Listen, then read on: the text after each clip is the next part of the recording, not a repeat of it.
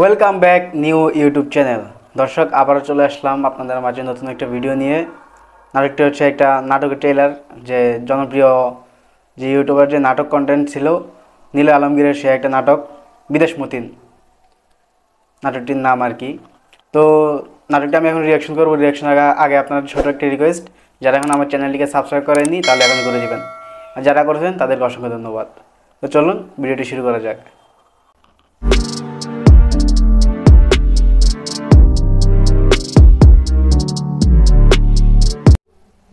Start.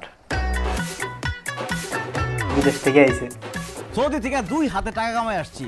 এই 6 মাস গ্রামে থাকবো, খাবো, ফুর্তি করবো, ঘুরবো, মজা করবো, আর 2 হাতে টাকা উড়াবো।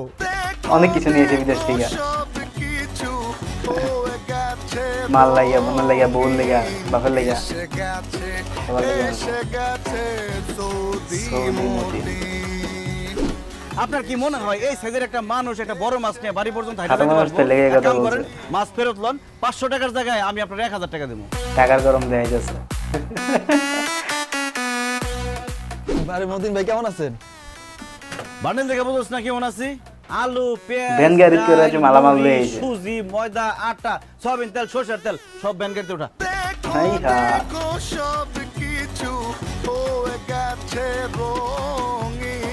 অস্ত্র একজন আছে। সব মানুষের না খাওয়া মেরে বলাবি নাকি? আমি গ্রামের মানুষ না খায় এরকম গেলি।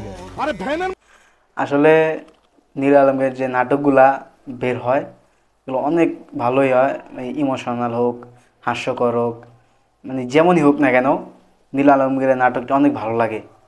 অভিনয়টা তার সেরা একটা অভিনয়। মধ্যে যেই পরিমাণে বাজার দেখতেছি, আমার তো মনে হয় বাজারের সমস্ত বাজার তুই একাই নিয়ে চলে আসছ। বিদেশ থেকে আসছে, টাকা এখন পকেটে গরম গরম আছে দেখা সব খরচ করে ফেলেন না। আরেকটা জিনিস যেটা লক্ষ্য করলাম, যে নাটকটার মধ্যে এডিটটা একটু ভালো হয়েছে, যে ব্যাকগ্রাউন্ডটা আসলে একটু কালারফুল হয়েছে আর কি, সুন্দর দেখা যেতেছে। টাকা শেষ হয়ে গেলে বুঝবেন, একটা টাকা কারো কাছ থেকে পাইবেন না। এটা ঠিক, একটা কারণ করে। শ্বশুর বাড়িতে এত কিছু আনা লাগে বাবাজি? আমি সৌদির বাদশা মোহাম্মদ বিন সালমানের কোম্পানিতে চাকরি করি। আমি শ্বশুর বাড়িতে কম জিনিসপত্র নিয়ে আসতে পারি? কোন আম্মা? একবার ঠিক কথা, ঠিক আছে তো ফিরিস কিনে দিছে। আই হা, যা শুরু করছে নীল আলমগীরে। আপনার অ্যাকাউন্টে কয় টাকা ছিল, কয় টাকা খরচ করছেন হিসাব রাখেন নাই? 6-7 লাখ টাকার মতো ছিল। বিদেশতে বাড়িতে আইসা আপনি শেষ, এমন টাকা ভাবে সব টাকা শেষ। খরচ করছেন, আমি তো ভাবছি কোটি কোটি টাকা ইনকাম করে আইছেন আপনি। বাড়িতে এসেছিস তুই 4 মাস হয়েছে, এর মধ্যে তো টাকা শেষ। এই 5 বছর তুই বিদেশ কি করছস? ঘোড়ার ঘাস কাটছস?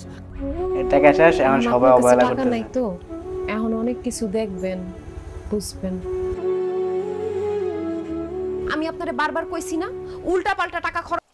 একটা জিনিস কি, যে যখন টাকা ছিল সবাই আপন ভাবছিল, মা বাবা, শ্বশুর শাশুড়ি, ভাই বোন, আত্মীয় স্বজন সবাই আপন ছিল। যেহেতু টাকাগুলো শেষ হয়ে গেছে, সবাই তুর তুর করে তাড়িয়ে দিচ্ছে আর কি, এমনটাই তুলে ধরা হয়েছে নাটকে। করেন না, বিপদে পড়বেন আপনি একটা। মাথা ঘুরে গেল দি নীল আলমগীর দৌড়ে দৌড়ে আইতেছে অনেক খান।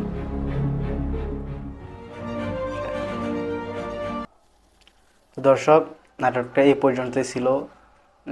মানে নাটকের মধ্যে যখন টাকা থাকে তখন আত্মীয় স্বজনরা অনেক ভালোবাসে, অনেক ভক্তিস্তুতি দেখায়। এগুলো আবার যখন টাকা শেষ হয়ে যায় তখন আবার যে কেমন বিহেভ করে বা অবহেলিত দেখায়, এগুলো নিয়ে তুলে ধরা হয়েছে আর কি।